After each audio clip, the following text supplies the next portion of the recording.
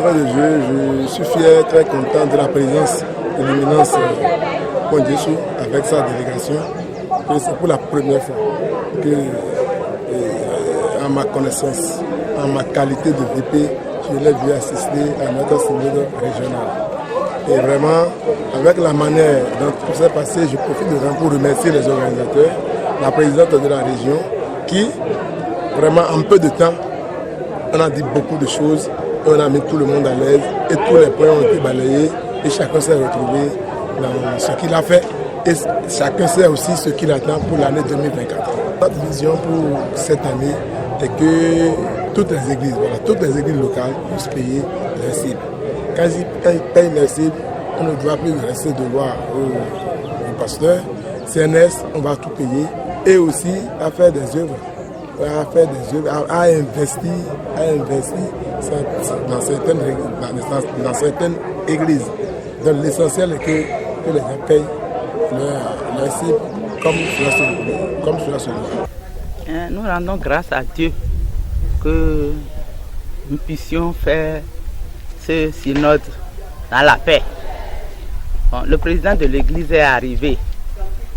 Et ça prouve qu'il s'intéresse à toutes les régions pour s'enquérir des difficultés, des problèmes que les régions ont.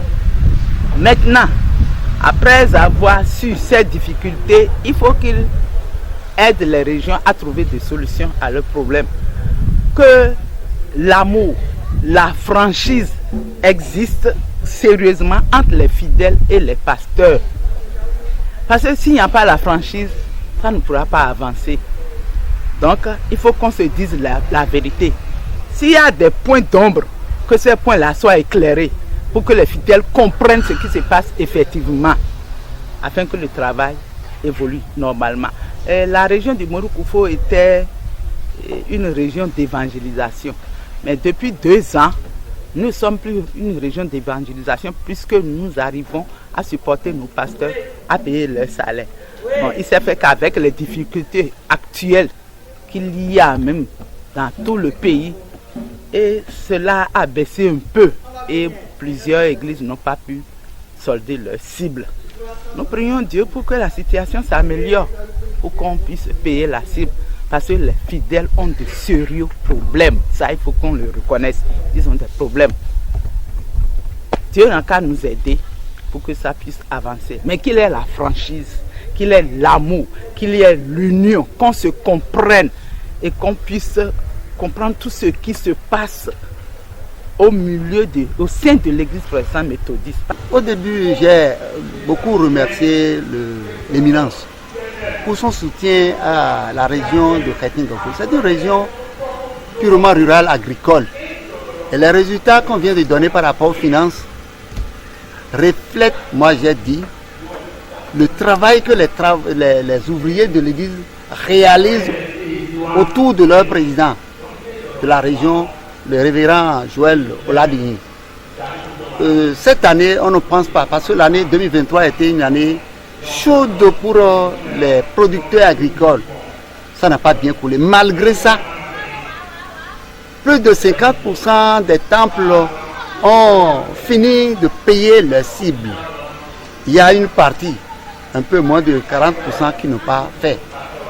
Mais ce que nous avons eu là, tout le monde est content. Parce que nous avons payé 12 mois sur 12 les ouvriers, ce qui n'a jamais été fait depuis un certain nombre de temps. Et beaucoup de choses seront réalisées. S'il plaît à dire, ce que nous avons regretté, c'est que la Caisse nationale de sécurité sociale n'a du tout pas été payée. Ce qui reflètera que quand un ouvrier va quitter notre région, aura un mauvais souvenir. Quand je suis resté dans la région, j'ai travaillé pendant longtemps là.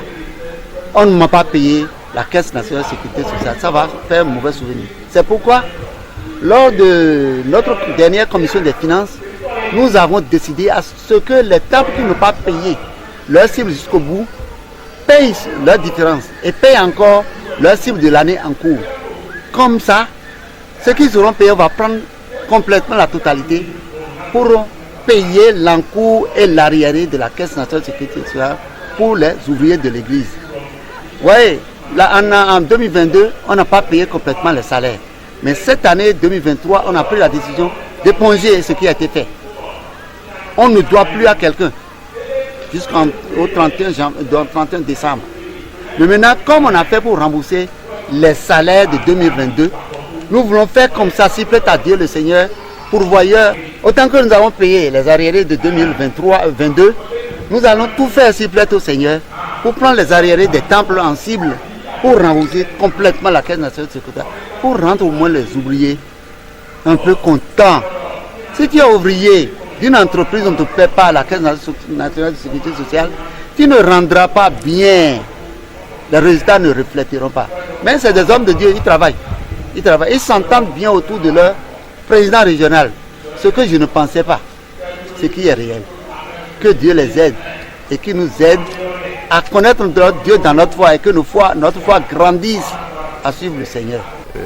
Dans l'ensemble, nous avons pris pas mal de résolutions parce que au cours de l'année 2023, nous n'avons pas pu atteindre tous les objectifs.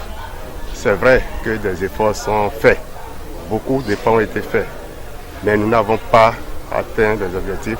C'est pourquoi, à travers les résolutions d'aujourd'hui, nous devons nous remobiliser pour pouvoir contribuer à l'évolution des œuvres au niveau des églises locales pour qu'au niveau de la région, nous puissions avoir les résultats escomptés.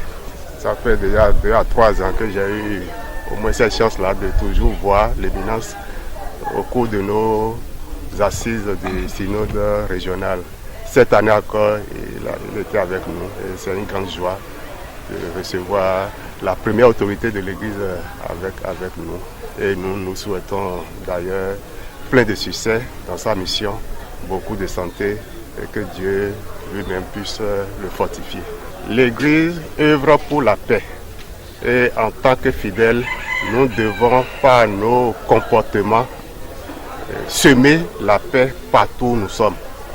Et je voudrais lancer un appel à tous les fidèles de l'Église protestante méthodiste du Bénin d'œuvrer pour l'unité, pour l'unification de l'Église. Il ne faudrait pas qu'on dise encore qu'il y ait de crise au sein de l'Église aujourd'hui. Nous avons déjà dépassé cette période-là, cette étape-là. Il faudrait que chaque fidèle à son niveau puisse travailler à consolider la paix là où il est. C'est vrai, lorsque nous vivons en communauté, il va toujours avoir de petits problèmes, il va toujours avoir de petites situations. Mais il faut savoir comment régler ces situations-là sans pouvoir autant offenser l'autre. Et j'invite tout le monde à prendre la Bible, la parole de Dieu, comme notre nourriture de tous les jours. Oui, l'Église est en marche, car quand on est au c'est au cours de l'ancienne qu'on tisse la nouvelle. Pour cela que la région évolue.